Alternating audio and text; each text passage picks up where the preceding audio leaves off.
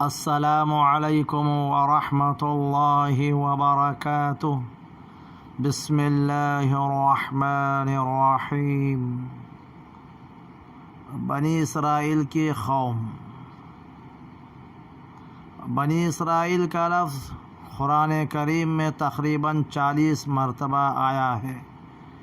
اسرائیل حضرت یعقوب علیہ السلام کا دوسرا نام ہے۔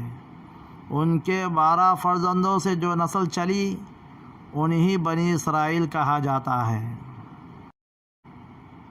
مذہبی و قومی اعتبار سے تاریخ میں ان کی بڑی اہمیت ہے۔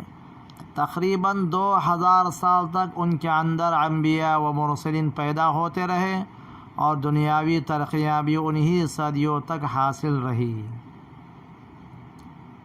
حضرت داؤد و سلیمان علیہ السلام جیسے اللہ کے رسول اور عظیم سلطنت و حکومت والے بادشاہ، اور حضرت یوسف علیہ السلام جیسے جلیل القدر نبی اسی قوم میں پیدا ہوئے۔ دین اسلام کے ظاہر ہونے تک یہ لوگ اپنے وطن ملک شام سے نکل کر عراق، مصر، حجاز اور ان کے اطراف میں پھیل چکے تھے۔ خاص طور پر مدینہ منورہ کے ارد گرد ان کی آبادیاں تھیں۔